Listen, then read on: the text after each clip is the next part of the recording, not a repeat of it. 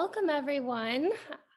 Welcome to our July book club event with Tony Schwartz. I'm excited that you're all here back with us tonight.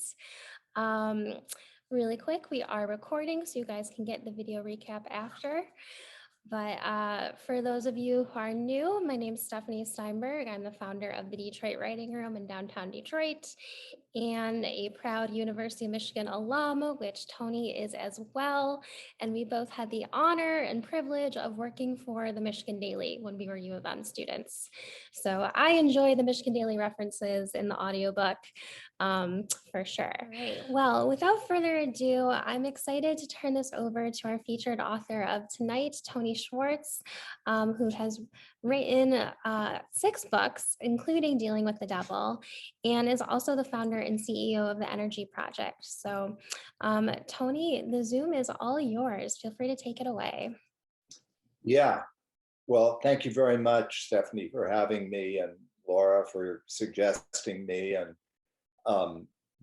interestingly, this is the first time I've spoken about Trump since the inauguration, and it is the last time I will speak about Trump publicly. I hope for the rest of my life, but I fear his return. So it's not certain that I'll be able to stick to that. But I have to say it's been a liberation because, as you know, and it's hard for me to imagine what I could say to you that those of you who've read the book or the manuscript or listened to it don't already know about me. I kind of told it all. But I will talk a little bit about. I think what I'll talk about actually is the frame of reference that I have. I'm going to pick up the story for you where I ended it, and sort of talk about. So I wrote probably the last words of it a little more than a year ago, maybe in March or April of last year. So, I feel that I wouldn't be doing you justice simply to talk about what's in the book, although to the extent you have questions, I certainly will, happily. I thought I would read a little bit just to orient you and me. Because it's not in hardcover, I have it here on a screen of another computer, which seems doubly weird, but there it is. And so I'm gonna, I guess actually now that I see it, you can sort of see vaguely that I have this computer in front of me, but I thought I'd start, I'd read from you from 2 places. I'll read for about 2.5 hours continuously. No, I won't. I promise. No, I will read a little bit to you that I think sort of hits what I think of as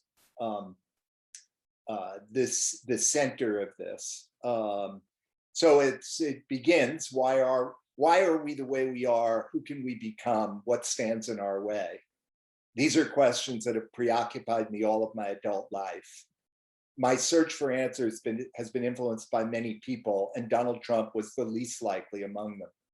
All that changed in the summer of 1986 when he mentioned to me, in the course of interviewing for an article I was writing, that he had just signed a contract to write a book. Spontaneously, I suggested he call it The Art of the Deal. The title had just popped into my head. I like that, he said. You want to write it? My decision to work with Trump, in spite of my misgivings, was an inflection point in both of our lives. It brought us together for 18 months, resulted in a #1 best-selling book, and significantly influenced the nearly opposite directions we subsequently took in our lives. What I could never have anticipated is that writing Trump's book would propel me into a lifelong search for a deeper sense of meaning and an ongoing reckoning with my own blind spots and shortcomings, as well as a new career focused on adding values to others struggling with the same issues I did. I was only half joking when I told people over the years that working with Donald Trump had led me to the Dharma. I wouldn't make the same decision to write a book about him. I'm sorry, to write a book with him today that I did 30 years ago. And yet I'm grateful that he inadvertently influenced me to become the person that I am. Trump and I both grew up in privilege, but of a very different sort. My father, Irving, was a scientist, professor, and educator. My mother, Felice, was a civil rights pioneer and feminist who fought all her life for social justice. Neither of Trump's parents attended college, but his father, Fred, became an immensely successful real estate developer in Queens and Brooklyn. Our parents had very different expectations for us. The message to me, most of all from my mother, was that my highest calling was to contribute to creating a better and more equitable world. My mother's ambition for me was not just that I become a Supreme Court judge, but more specifically, the Chief Justice. The message to Trump, mostly from his father, was that the world is a vicious jungle. You have to be a killer to succeed. And the highest calling is to make as much money as possible, whatever that takes. The end always justifies the means. Trump and I also grew up wounded in similar ways. We each had a parent who was harsh and fiercely demanding, my mother and his father, and one who was mostly absent, my father and his mother. Both of us longed for approval from our harsher parent, went to great lengths to build identities separate from them. Each of us sought in the external world the acceptance, love, and security that were so absent at home. Both of us assumed, now it's starting to be windy here, and I just saw a big umbrella of ours go over. So it's we're also dealing with climate change here on this call. We're going to deal with all issues that can arise. Anyway, both of us assumed that more access to money, power, and public acclaim would make us feel safer, more secure, and more in control of our lives. Actually, I'm going to stop there for now because that seems like a good place to pick up. I think one of the difficulties of this book is that in some ways I wrote 3 books. I wrote one book about my experience. I don't know if you call it a whole book, but I did one chunk of writing about what happened with Trump and my relationship with Trump and how it influenced me. I did one about my own evolution as a human being. And I did one kind of focused on the work that has helped me to become the person I am and that I have made the sort of center of my work life. And so, when I hear people respond to it, it's a Rorschach test. And some people, look, I've already heard there are several here who really enjoyed it. The people who most enjoyed it, I have found, are people who were drawn to the search and the more psychological aspects of what I was writing about. And the people who were pissed off about it were the ones who expected that it would be about Trump and felt cheated that it wasn't enough about Trump. The people who tended to be more interested in the psychological part of it also tended to be over Trump. They were less interested in reading more about Trump. I even heard about people who skipped the Trump parts. I have really been struck.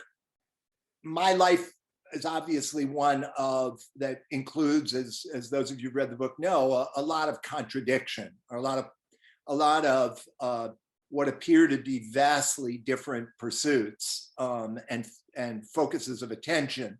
Although I really do believe that there's a very clear connection, which of course I write about, between the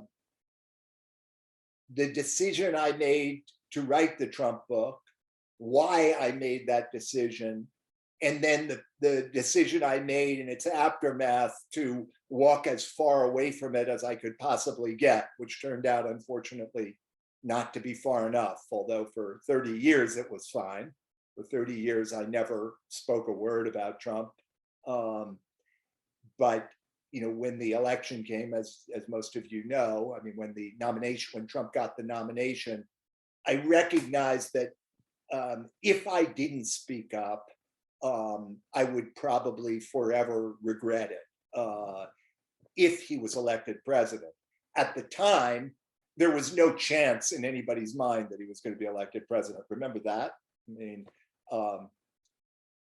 so, as I look at the last year in particular, I should say year and a half, since COVID really broke wide open in February, March of 2020, I feel this is another phase of my life, of our lives, and of the planet's life. And as a matter of fact, I just have been writing today, working on an article about the notion that we are very much in a collective trauma.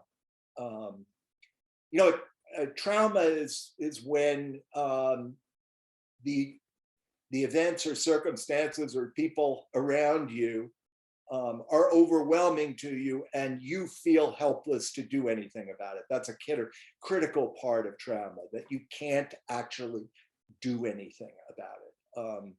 And I feel that describes the last year and a half of, I'll say my life, but I think it really describes the last year and a half of many, many, many millions of people's lives. And those people go across the political spectrum. The feeling of disempowerment, the feeling of uncertainty, of fear, of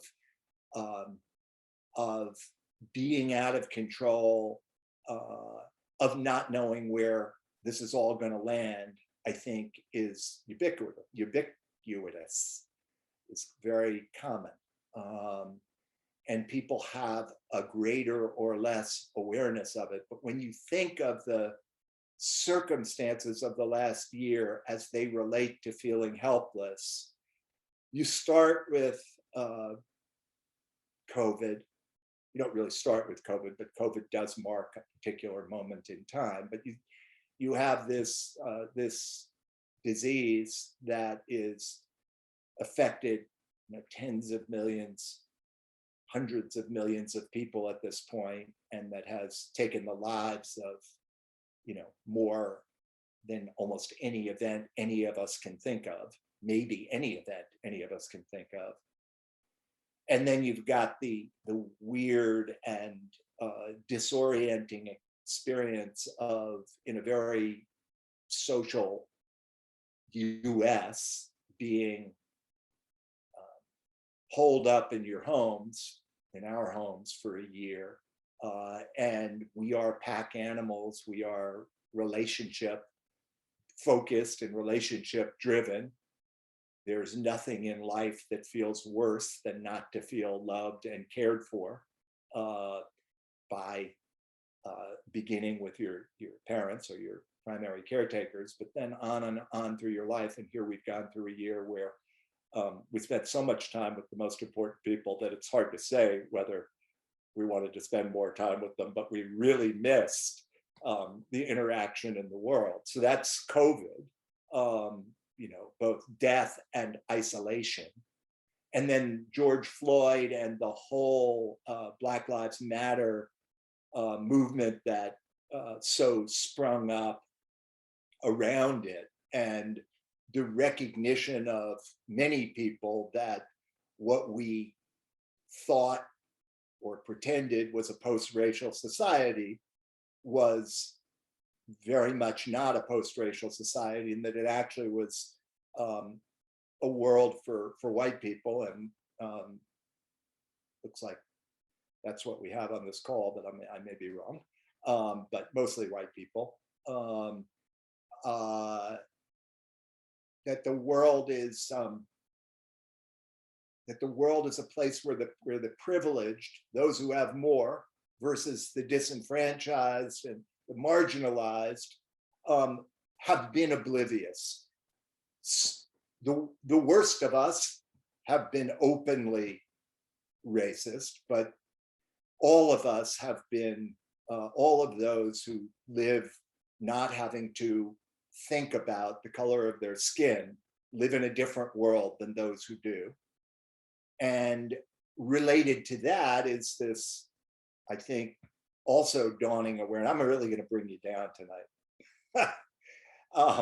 This dawning awareness of the costs of income inequality and the fact that there's a man just back from outer space where he was hanging out who has enough money to probably end hunger in the United States, but pays people an insufficient amount, 1 million of them, to actually afford to live, in Jeff Bezos. So you've got that. And then finally, and maybe finally is the right word, you've got climate change. You all, by the way, may be able to think of lots of other horrific things, but climate change, which you can no longer avoid, and which is predictably happening at a much more rapid rate than we expected or wanted to believe. So we don't know where we are. We don't know what our future holds. And what trauma does is it upsets meaning and identity. It throws your identity and your sense of meaning, your sense of why, your sense of what explains why you're here and what you're doing into the air, because it changes all the circumstances, and it certainly robs you of the feeling that you are the master of your own destiny. I've certainly felt that. And for me in my life, feeling like the master of my own destiny to a fault has been a guiding need. It's not one that I necessarily have fulfilled, but it was very important to me to fill it. And here's where I think what really compels me now. So I'm in whatever can no longer be called not only not young or middle-aged, but it's some version of elderly or old or older. And there's way less ahead of me than there is that I've already lived. And so you do get, I think, naturally at that point to thinking about these more profound questions, or if you're lucky, you do. If you're lucky, you do. I don't think we're a country that has thought much collectively about the collective. We haven't thought much collectively about not just why we're here, which I think gets radically too little attention, but how the degree to which we're in this together. And in a fiercely individualistic world or individualist country, how little time we spend thinking about the impact of what we do on what sometimes called the commons, on everyone else. And I think the most profound shift, both that's happened in my own life and that I've tried to share through the work we do. Most of the work I do in this organization I run called the Energy Project is to go into large companies and in a very subversive way, meaning we never say it explicitly, say everything you think is wrong.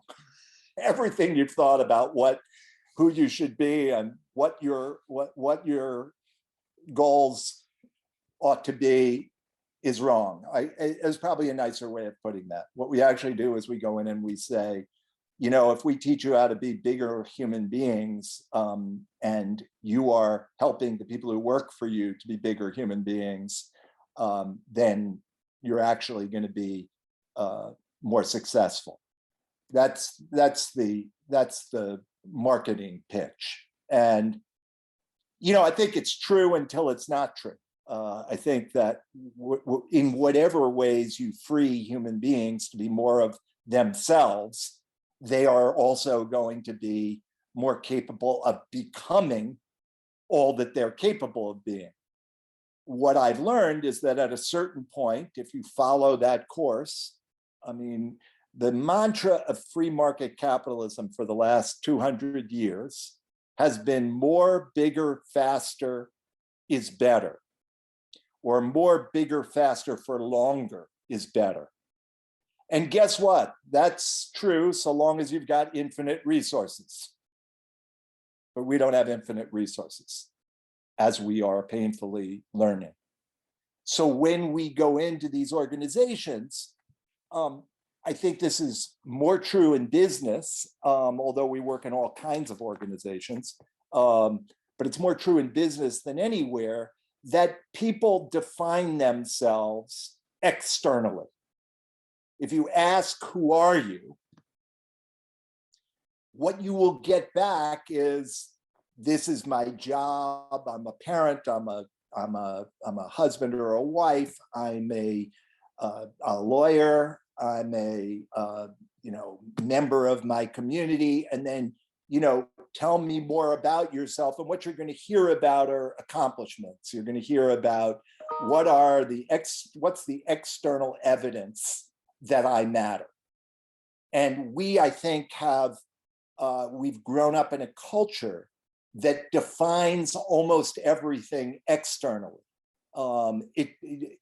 It's a culture, it's a binary culture. You're either good or you're bad. You're right or you're wrong. You're strong or you're weak. You're better than or you're less than. And that's a fundamental attribution error.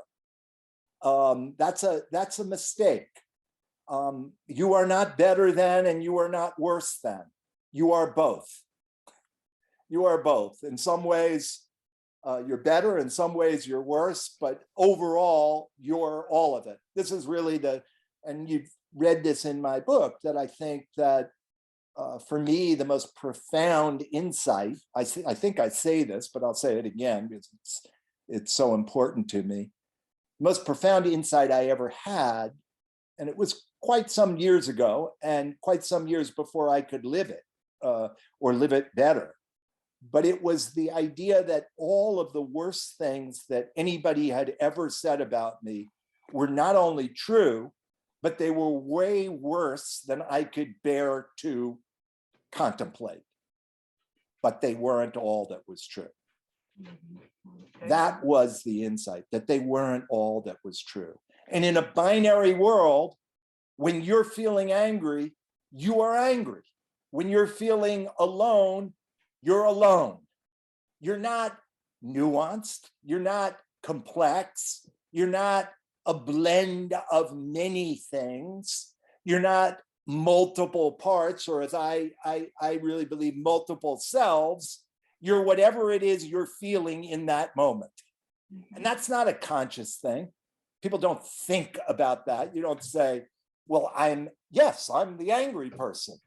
You just are angry. And the moment that you actually can say, one of my favorite things to say to myself, oh, there I go again. Although I shouldn't say it because Reagan said it and I shouldn't be quoting Reagan. But there I go again. You've now created some distance. Oh, that's me feeling angry. That's me feeling frustrated. That's not all of who I am, but I am that. Or to summarize it in the simplest possible sentence, I am that, whatever it is, but I'm not only that. Right. And that embrace, and by the way, feel free if you want to jump in. If you want to say amen, that'd be interesting. But if you want to jump in, you could just jump in. When you can say, here's what's so freaking amazing. And I have had this experience in the very later stages of my life, which is now that I feel that virtually anything someone points out to me about myself that is unflattering is in some measure true and worth listening to, I realize that I have nothing left to defend. And how much energy do you spend in your life, do we spend in our lives defending whatever version of ourselves we think will make us loved and acceptable and valued and appreciated? How much energy do we spend trying to live up to somebody else's definition of who we should be? And when you realize that you can actually acknowledge that you carry these qualities that most of us disown and despise, push away, that those qualities are indeed part of you, and you don't die, and you don't curl up and disappear, that's quite a revelation. That's quite a freedom. And I feel like it's probably the greatest freedom in my life now. And that energy that, and by the way, my wife is, one floor away from me feeling mad at me for something that I did today. So I sure as hell don't want to give you the impression that this is some perfection, but to the degree that that has diminished, to the degree that my definition of who I am is first of all, unlimited, meaning whatever it can be, many, many things and contradictory, and that it's not determined by other people. That's energy that's available to me. The energy I was spending defending my value, it's a bit of a zero-sum game, becomes available to add value. And I think it actually, maybe this is a place for me to stop and take questions. But I think that if you ask me how would I summarize what I've learned in 50 very active, intense years of trying to learn stuff, I would say that it's about self-acceptance, it's about loving yourself and loving others. That's it. That's it. If you can't love yourself, you can't love others. If you can't accept yourself, you can't accept others. And we're seeing the consequences of that every time we turn our head. Yeah. And if you can't accept others, you are left alone. If you can't accept them, just as you accept yourself for all of who you are, you're left alone. And people feel very, very lonely in the world that they live in. No surprise. Yeah. Well, thank you so much, Tony. This was a really amazing hour. They always go quick when we have great guests. Thank you to everyone who came tonight as well. Our next book club is in August 31st with Amy Heimrill. She's the author of Detroit Hustle, a professor at Michigan State University. She founded the Shady Ladies Book Club or Book Society, and just a really fun person to talk to as well. So I'm excited for you guys to come back next month. But thank you again, Tony. If you're ever passing through Detroit, make sure to come check out the Detroit Writing Room. We would love to host you in person for a book event of some sort. And I hope you all stay safe and healthy and have a great rest of your evening. Thank you. Bye, Excellent. everybody. Thanks, Tony. Thank you. Take care.